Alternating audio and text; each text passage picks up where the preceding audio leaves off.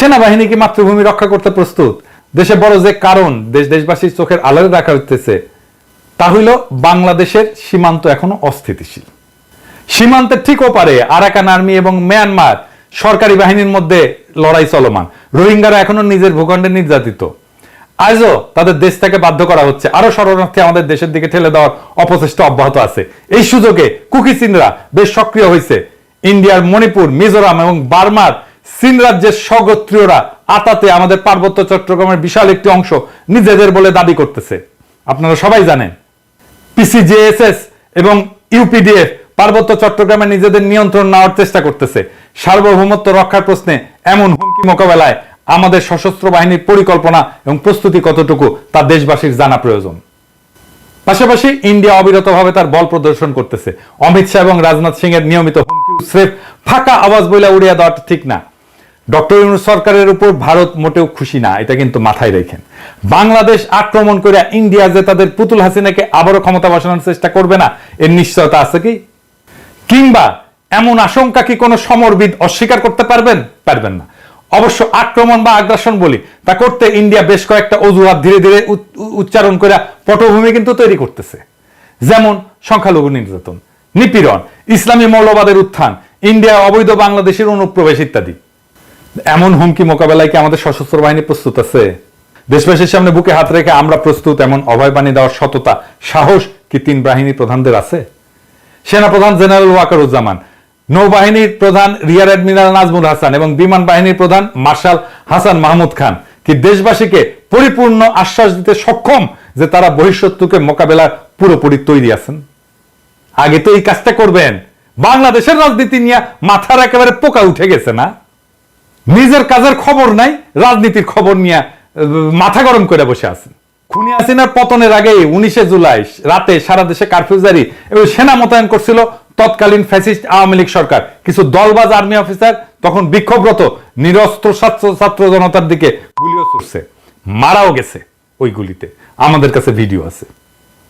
গণ অভ্যুত্থানের পর প্রতিষ্ঠিত অন্তর্বর্তীকালীন সরকার এখন সেনা কর্মকর্তাদের ম্যাজিস্ট্রেসির ক্ষমতাও দিছে। এমত অবস্থায় জেনারেল ওয়াকার সাহেব কি আমাদের আশ্বস্ত করতে পারবেন তথাকথিত জননিরাপত্তার কাজে দীর্ঘমেয়াদে সেনাবাহিনী মোতায়েন করে রাখার কারণে সেনাদের দেশ রক্ষার মনোবল, লড়াইয়ের পূর্ণ ক্ষমতা এবং দক্ষতা অক্ষুণ্ণ আছে কি? তিনি কি নিশ্চিত করবেন ওনারা সত্যিই রাজনীতি মুক্ত এবং এখন কেবলই দেশ সার্বভৌমত্বের অধিকার রক্ষায় বহিরাগত আগ্রাসন মোকাবেলায় প্রস্তুত? তিনি কি গ্যারান্টি দিতে সক্ষম আমাদের সেনাবাহিনীর প্রশিক্ষণ চক্র, কোর্স ক্যাডার, ইনডোর আউটডোর অনুশীলন, বিশেষজ্ঞ প্রশিক্ষণ সহ সকল পেশাদার কার্যক্রম স্থগিত বা কমানোর পরেও সেনাদের পেশাগত দক্ষতা বজায় আছে? শত্রুর বিরুদ্ধে লড়াই করার জন্য বাংলাদেশ কি উপযুক্ত দক্ষতা, প্রশিক্ষিত জনশক্তি, অস্ত্র এবং গোলাবারুদ আছে? সশস্ত্র বাহিনীকে দেশের আভ্যন্তরীণ নিরাপত্তার দায়িত্ব থেকে দ্রুত সরায় যুদ্ধের পর্যায়ে প্রস্তুত করতে কতদিন সময় লাগে তা কি তারা জানেন?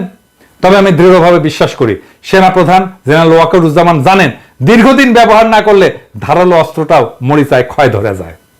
এইবার আসেন অ্যাডমিরাল মোহাম্মদ নাজমুল হাসান, আপনি কি জানাবেন আমাদের কতগুলো সমুদ্র উপযোগী সহায়ক কর্মক্ষম জাহাজ আছে? কয়টা কর্মক্ষমতার বাইরে আছে? কি যথেষ্ট অস্ত্র, গোলা বারুদ বা যুদ্ধের রসদ? জবাব যদি না হয় আপনি কি প্রতিরক্ষা উপদেষ্টাকে বর্তমান পরিস্থিতি এবং সক্ষমতা সম্পর্কে জানাইছেন? এই অবস্থার উন্নতি না হইলে শত্রুপক্ষের দ্বারা বাংলাদেশের কি হাল হইতে পারে, জয় হইতে পারবেন কিনা তা নিয়ে কি আলোচনা করছেন? আপনার নাবিকদের অপারেশনাল এবং প্রশিক্ষণের হাল হকিকত এবং মান কতটুকু?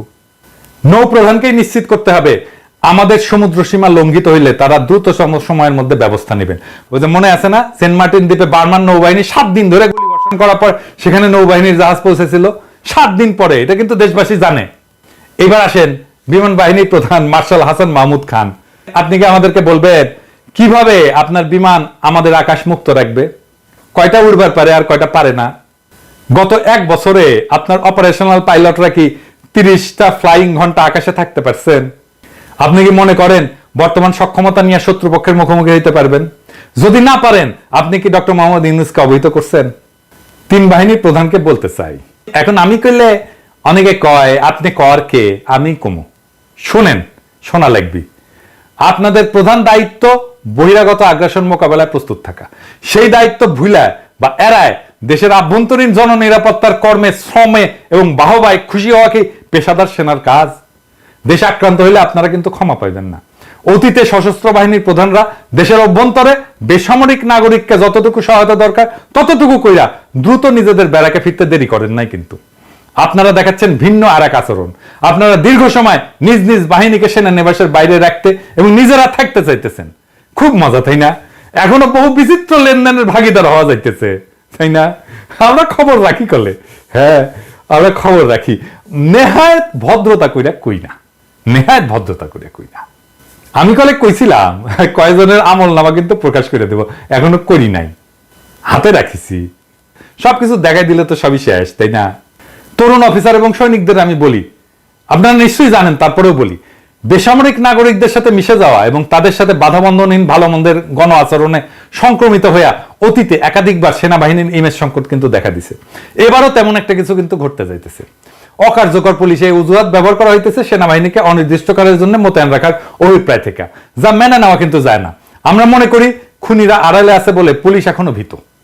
খুনি শেখ হাসিনার শাসনামলে ইন্ডিয়ার শিকড় কতটা বিস্তৃত হয়েছিল পুলিশ বাহিনীর সকল সদস্যই সেটা জানতেন। আমরা মনে করি তারা সেটা নিয়েও বিচলিত। যতদিন দেশের অভ্যন্তরে জননিরাপত্তার কাজে সেনাবাহিনী মোতায়েন থাকবে ততদিন পুলিশ নিজের পায়ে দাঁড়াইতে পারবে না, তারা গা ছাড়া দিয়া থাকবে। তারা একটু গুছায় ওঠা মাত্রই সেনাবাহিনীকে নিজেদের কাছে ফিরাই নিয়ে যেতে হবে।